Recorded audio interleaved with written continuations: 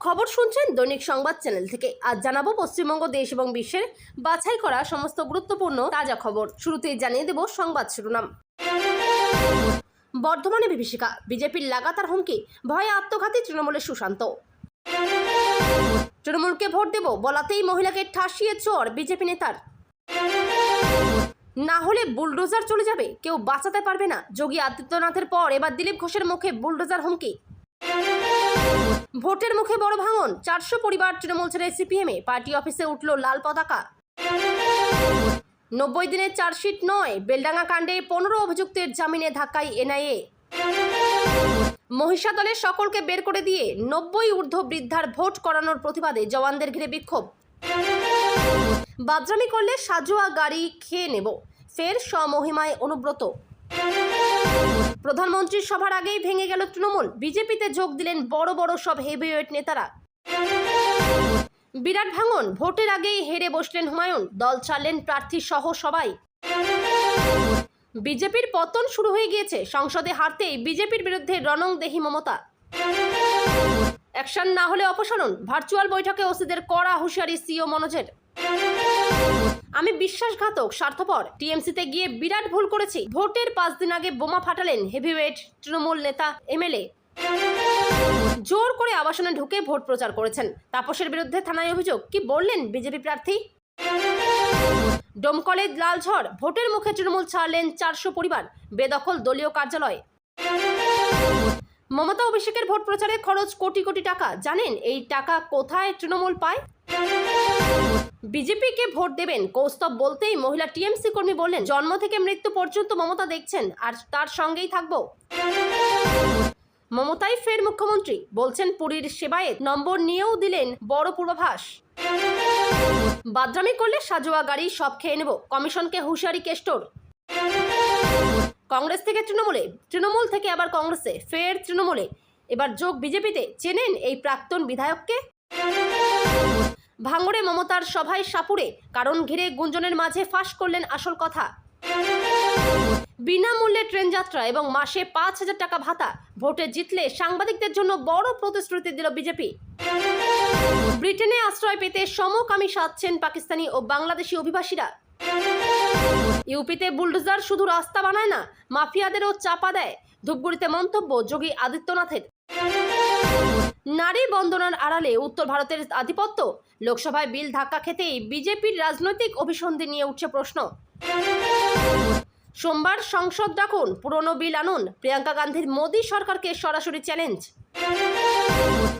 মদ, সিগারেট, মাংস পেলেই মহিলাদের গর্ভবতী করত এই তান্ত্রিক, কিভাবে জানলে হাড় হিম হয়ে যাবে।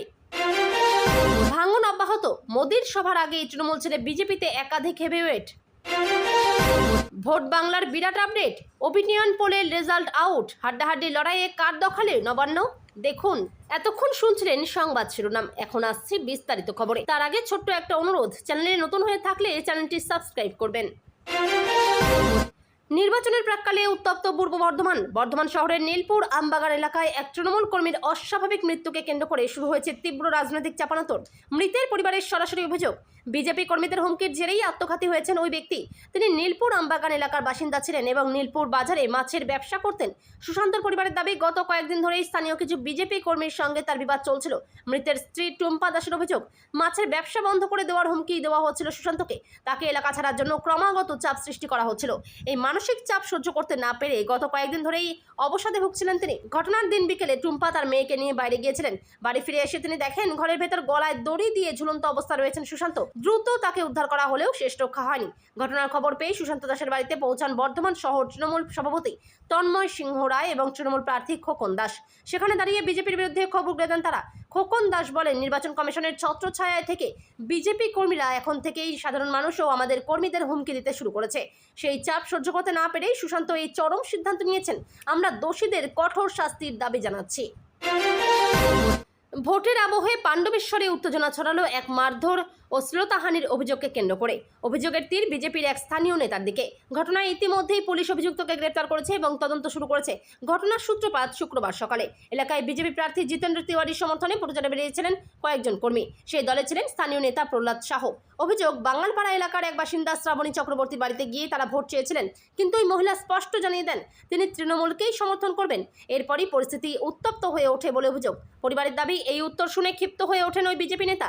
শ্রাবণী চক্রবর্তীকে মারধর করা হয়, এমনকি তার নাবালিকা কন্যাকেও চড় মারা হয়েছে বলে অভিযোগ উঠেছে। বিষয়টি দেখে প্রতিবাদ করতে গেলে মহিলার স্বামীকেও মারধরের শিকার হতে হয়। ঘটনার পরে স্থানীয় থানায় লিখিত অভিযোগ দায়ের করে পরিবারটি। অভিযোগের ভিত্তিতে দ্রুত পদক্ষেপ করে পুলিশ এবং অভিযুক্ত প্রহ্লাদ সাহকে তার বাড়ি থেকে গ্রেপ্তার করা হয়। বর্তমানে তাকে জিজ্ঞাসাবাদ করা হচ্ছে এবং গোটা ঘটনার তদন্ত চলছে। এই ঘটনাকে কেন্দ্র করে শুরু হয়েছে রাজনৈতিক চাপানোতর। তৃণমূলের পক্ষ থেকে অভিযোগ করা হয়েছে, ভোটের আগে বিরোধীদের ভয় দেখাতে এই ধরনের ঘটনা ঘটানো হচ্ছে। অন্যদিকে বিজেপির দাবি, পুরো ঘটনায় সাজানো এবং তাদের বিরুদ্ধে রাজনৈতিক ষড়যন্ত্র করা হচ্ছে। রাজ্যের নির্বাচনের উত্তেজনা তুঙ্গে, আর এর মধ্যেই ভোট প্রচারে এসে পশ্চিমবঙ্গের মানুষকে বুলডোজারের গল্প শুনিয়েছিলেন উত্তরপ্রদেশের মুখ্যমন্ত্রী যোগী আদিত্যনাথ। আর এবার সেই হুমকি শোনা গেল দিলীপ ঘোষের মুখে। প্রচারে বেরিয়ে আক্রমণ করলেন তৃণমূলকে। দিলীপ বলেন, তার চিফ এজেন্টকে হুমকি দিয়েছেন বিপক্ষের নেতারা। আর তারপরই দিলীপের মুখে শোনা যায় হুঁশিয়ারি, তুই 4 তারিখের পর কোথায় থাকবি সেটা ভাব, চাইলে বিহার ওড়িশায় ঘর ভাড়া করিয়ে দেব। উত্তরপ্রদেশে গুন্ডা মাফিয়াদের যে হাল হয়, বাংলায় তার চেয়েও খারাপ অবস্থা হবে। 17ই এপ্রিল রাতে পশ্চিম মেদিনীপুর জেলার খড়গপুর শহরের গোলবাজার এলাকায় খড়গপুর সদর বিধানসভা বিজেপি প্রার্থী দিলীপ ঘোষের সমর্থনে একটি পথসভা হয়। ওই পথসভায় তৃণমূল ছেড়ে বেশ কয়েকজন তৃণমূলের কর্মী বিজেপিতে যোগদান করেন। তাদের হাতে দলীয় পতাকা তুলে দেন দিলীপ ঘোষ। আর তারপরই দিলীপের মুখে শোনা যায় বুলডোজার নিয়ে হুঁশিয়ারি, 4 তারিখের পর এখানে থাকতে পারবে, খুব খারাপ সময় আসছে। উত্তরপ্রদেশে গুন্ডা মাফিয়াদের যে হাল হয়, বাংলায় তার চেয়েও খারাপ অবস্থা হবে। তাই বলছি, যা টাকা পয়সা কামিয়েছো, খাও দাও মস্তি করো, না হলে বুলডোজার চলবে, কেউ বাঁচাতে পারবে না। তৃণমূলের নেতা ও কিছু পুলিশকে মঞ্চ থেকে হুঁশিয়ারি দিলীপের। ভোটের ঠিক আগে মুর্শিদাবাদের ডোমকল এলাকায় হঠাৎ করেই রাজনৈতিক পরিস্থিতি বদলে যেতে শুরু করেছে। তৃণমূলের ভেতরে ভাঙনের খবর সামনে আসতে এলাকায় চাঞ্চল্য ছড়িয়েছে। শুধু দলবদল নয়, সেই ঘটনার পর পার্টি অফিস দখল পর্যন্ত গড়িয়েছে বিষয়টি। ডোমকল, জলঙ্গি ও রানীনগর, এই 3 জায়গা জুড়ে এখন উত্তেজনা তুঙ্গে। তৃণমূলের অন্দরে ভাঙন। বিধানসভা ভোটের কাউন্টডাউন শুরু হতেই ডোমকল মহকুমায় রাজনৈতিক উত্তেজনা বাড়ছে। 19 নম্বর ওয়ার্ডের তৃণমূল সভাপতি বাবু মালিথা নিজের সমর্থকদের নিয়ে সিপিআইএমে যোগ দেন। এই খবর সামনে আসতেই এলাকায় উত্তেজনা ছড়িয়ে পড়ে। অভিযোগ, এরপরে তৃণমূলের একটি পার্টি অফিস দখল করে নেয় সিপিআইএম কর্মীরা। সেখানে তৃণমূলের পতাকা নামিয়ে লাল পতাকা তোলা হয়। শুধু দমকল নয়, জলঙ্গি ও রানীনগরের গ্রাম এলাকাতেও বাম কংগ্রেস জোটের সক্রিয়তা বেড়েছে। বিভিন্ন সভায় ভিড় বাড়ছে বলে দাবি বিরোধীদের। তাদের কথায় সাধারণ মানুষ এবার তৃণমূলের বদলে অন্য বিকল্প খুঁজছে। এই পরিস্থিতিতে তৃণমূল ছেড়ে যাওয়া প্রাক্তন বিধায়ক আব্দুর রাজ্জাকও এলাকায় ঘুরে প্রচার চালাচ্ছেন। তিনি পরিবর্তনের কথা বলছেন, যা শাসক দলের জন্য চাপ বাড়াচ্ছে। তদন্তে বড় ফাঁক, আর সেই সুযোগেই স্বস্তি অভিযুক্তদের। বেলডাঙ্গা কাণ্ডে 90 দিনের মধ্যে চার্জশিট জমা দিতে ব্যর্থ হওয়ায় 15 জনকে জামিন দিল বিশেষ আদালত। এই তদন্তে এই গাফিলতি নিয়ে উঠছে প্রশ্ন। সূত্রের খবর, গ্রেপ্তার হওয়া মোট 35 জনের মধ্যে 15 জনের জামিন মঞ্জুর করেছেন বিচারক। প্রত্যেক অভিযুক্তকে 10,000 টাকার বন্ডে জামিন দেওয়া হয়েছে। তবে জামিন পেলেও একাধিক শর্ত বেঁধে দিয়েছে আদালত। তদন্তকারী আধিকারিকদের কাছে যোগাযোগের নম্বর জমা রাখা, তদন্তে পূর্ণ সহযোগিতা করা এবং শুনানির দিন আদালতে ব্যক্তিগতভাবে হাজির থাকা বাধ্যতামূলক। তবে এখনও মুক্তি মেলেনি বাকি 20 জনের। তারা আপাতত জেল হেফাজতে রয়েছেন। উল্লেখ্য, গত জানুয়ারিতে বেলডাঙ্গায় এক পরিযায়ী শ্রমিকের মৃত্যুকে কেন্দ্র করে ব্যাপক উত্তেজনা ছড়ায়। অভিযোগ ওঠে, ঝাড়খণ্ডে ওই শ্রমিককে খুন করা হয়েছিল। এর জেরে বেলডাঙ্গায় রেল অবরোধ, জাতীয় সড়ক অবরোধ, ভাঙচুর এবং সংবাদ মাধ্যমের উপর হামলার মতো একাধিক ঘটনা ঘটে। পরিস্থিতি সামাল দিতে মোতায়েন করা হয় বিশাল পুলিশ বাহিনী। পরবর্তীতে ক্যালকাটা হাইকোর্টের নির্দেশে তদন্তভার যায় এনআইএর হাতে। এরপর একে একে 35 জনকে গ্রেপ্তার করা হয় এবং আদালতের নির্দেশে তাদের জেল হেফাজতে রাখা হয়। বাড়িতে প্রাপ্তবয়স্ক সদস্য থাকলেও বাড়ির লোকেদের বাইরে বের করে 8 বছরের বাচ্চাদের দিয়ে জোর করে ভোট করানোর অভিযোগ উঠল মহিষাদলে। প্রতিবাদে কেন্দ্রীয় বাহিনীর জওয়ানদের ঘিরে বিক্ষোভ গ্রামবাসীদের। তুমুল উত্তেজনা সৃষ্টি হয় পূর্ব মেদিনীপুর জেলার মহিষাদল বিধানসভার নাটশাল 2 গ্রাম পঞ্চায়েতের 107 নম্বর বুথের রামবাগের বাসিন্দা দুর্গা দাস, বয়স 90 ঊর্ধ্ব, শারীরিকভাবে অক্ষম। নির্বাচন কমিশনের নির্দেশ অনুযায়ী শনিবার স্থানীয় বিএলও সহ কেন্দ্রীয় বাহিনীর জওয়ানরা ভোট নিতে যায় বাড়িতে। পরিবারের অভিযোগ, বাড়িতে প্রাপ্তবয়স্ক থাকলেও বাড়ির লোকদের বের করিয়ে 8 বছরের ছোট্ট বাচ্চাকে দিয়ে জোর করে ভোট করিয়েছে। গ্রামবাসীরা বিএলও সহ কেন্দ্রীয় বাহিনীর জওয়ানদের ঘিরে ধরে বিক্ষোভ দেখাতে থাকে। পরে মহিষাদল থানার পুলিশ এসে পরিস্থিতি সামাল দেয়। ইতিমধ্যেই এই ঘটনা নিয়ে মহিষাদলের তৃণমূল কংগ্রেসের প্রার্থী তিলক কুমার চক্রবর্তী নির্বাচন কমিশনের কাছে অভিযোগ জানিয়েছে। দীর্ঘক্ষণ ধরে কেন্দ্রীয় বাহিনী জওয়ানদের আটকে রাখেন গ্রামবাসীরা। মহিলাদের বিক্ষোভের মুখে কার্যত অসহায় হয়ে পড়েন জওয়ানরা। নিরপেক্ষতা নিয়ে সরব হয়েছে তৃণমূল। পক্ষপাতমূলক আচরণ বন্ধ করার দাবি জানিয়েছে তৃণমূল। কেন্দ্রীয় বাহিনীর জওয়ানদের ঘিরে ইতিমধ্যেই বিভিন্ন জায়গায় বিক্ষোভ দেখানো শুরু হয়েছে। অপরদিকে কেন্দ্রীয় বাহিনীর জওয়ানরা রাজ্যের বিভিন্ন প্রান্তে রুটমার্চ শুরু করেছে। এদিকে নির্বাচন কমিশনের পক্ষ থেকে প্রতিটি বুথে 100 মিটার ঘিরে লক্ষণ রেখা টানার সিদ্ধান্ত নেওয়া হয়েছে। অবাঞ্ছিত ভিড় এড়াতে এই 100 মিটার এলাকাকে ঘিরে বিশেষ নজরদারি গড়ে তোলার সিদ্ধান্ত নিয়েছে কমিশন। একসময় ভোটের মুখে গুড় বাতাসার দাওয়াই দিতেন তিনি। এরপর গরু পাচার মামলায় জেলযাত্রা, মুক্তি পেয়ে নিজের গড়ে ফিরেছেন ঠিকই, তবে যেন কিছুটা স্থিমিতই ছিলেন তিনি। 26-এর ভোটের মুখে ফের মেজাজে কেষ্ট। বাংলার নির্বাচনের আগে জম্মু কাশ্মীর থেকে আসা সাজোয়া গাড়ি খেয়ে নেওয়ার হুঁশিয়ারি দিলেন তিনি। অনুব্রত বলেন, বাংলা রয়্যাল বেঙ্গল টাইগারের জায়গা, এখানে সাজোয়া গাড়ি আসুক বা যাই আসুক, বেশি বাদরামি করলে সাজোয়া গাড়ি খেয়ে নেব। রয়্যাল বেঙ্গল টাইগার তো বাংলাতেই থাকে, এখান থেকে সবাই নিয়ে যায়, আমাকে রয়্যাল বেঙ্গল টাইগার বলতেই পারেন। শুক্রবার পূর্ব বর্ধমানের মঙ্গলকোটের তৃণমূল প্রার্থী অপূর্ব চৌধুরীর সমর্থনে প্রচার করেন অনুব্রত মণ্ডল। কাশীনগর ফুটবল মাঠে সভা করেন। বলেন, বাংলা রয়্যাল বেঙ্গল টাইগারের জায়গা, এখানে সাজোয়া গাড়ি আসুক বা যাই আসুক, বেশি বাদরামি করলে সাজোয়া গাড়ি খেয়ে নেব। তার আরও হুঙ্কার, রয়্যাল বেঙ্গল টাইগার তো বাংলাতেই থাকে, এখান থেকে সবাই নিয়ে যায়, আমাকে রয়্যাল বেঙ্গল টাইগার বলতেই পারেন। 26-এর নির্বাচনকে হিংসামুক্ত করাই বড় চ্যালেঞ্জ নির্বাচন কমিশনের। একাধিক ব্যবস্থাপনায় পাশাপাশি বাংলায় এসেছে জম্মু কাশ্মীরের বুলেট প্রুফ গাড়ি। খাকি রঙের ওই গাড়ি কাশ্মীরে ইট ও পাথর বৃষ্টির সময় রাস্তায় নামে। জঙ্গি দমন করতে সেখানে এই গাড়ি কাজে লাগানো হয়। সীমান্তবর্তী এলাকায় আধা সামরিক বাহিনী বা সিআরপিএফ থাকে ওই গাড়িতে। ভিতরে 8 জন কমান্ডো থাকবেন, তাদের সঙ্গে থাকবে AK-47 রাইফেল। ধোয়ার জন্য এই গাড়িতে থাকবে পৃথক ব্যবস্থা। ইতিমধ্যে রাজ্যের নানা প্রান্তে এই গাড়ি টহল দিতে দেখা গিয়েছে। কমিশন সূত্রে খবর, ভোটের সময় এই গাড়ি ব্যবহার করা হবে। ভোটের পারদ চড়ছে রাজ্য জুড়ে। লালমাটির জেলা পুরুলিয়াও তার ব্যতিক্রম নয়। আর সেই উত্তাপের মাঝেই জেলায় শাসক দল তৃণমূল কংগ্রেসে বড় ভাঙন ধরিয়ে দিল গেরুয়া শিবির। প্রধানমন্ত্রী নরেন্দ্র মোদীর আসন্ন জনসভার ঠিক আগেই তৃণমূল ছেড়ে বিজেপিতে যোগ দিলেন জেলার একাধিক হেভিওয়েট নেতা ও প্রাক্তন পদাধিকারীরা। এই দলবদল জেলার রাজনৈতিক সমীকরণে বড়সড় পরিবর্তন আনতে পারে বলে মনে করছে ওয়াকিবহাল মহল। শনিবার পুরুলিয়ার বিজেপি সাংসদ কার্যালয়ে এক বর্ণাঢ্য অনুষ্ঠানের মাধ্যমে তৃণমূলের একঝাঁক অভিজ্ঞ নেতা বিজেপির পতাকা হাতে তুলে নেন। এই তালিকায় রয়েছেন হলধর মাহাতো, পুরুলিয়া জেলার পরিষদের প্রাক্তন কর্মাধ্যক্ষ; অমর মাহাতো, রঘুনাথপুর ব্লকের প্রাক্তন তৃণমূল ব্লক সভাপতি; নৃপতি রাজওয়ার, তৃণমূল কংগ্রেসের প্রাক্তন বিদ্যুৎ পর্ষদ ইউনিয়নের সহ সম্পাদক; রাজেশ মাহাতো, তৃণমূলের সক্রিয় নেতা; পুরুলিয়া লোকসভা কেন্দ্রের বিজেপি প্রার্থী তথা সাংসদ জ্যোতির্ময় সিং মাহাতো এবং জেলা বিজেপি সভাপতি শঙ্কর মাহাতো নবাগতদের হাতে দলীয় পতাকা তুলে দিয়ে তাদের স্বাগত জানান।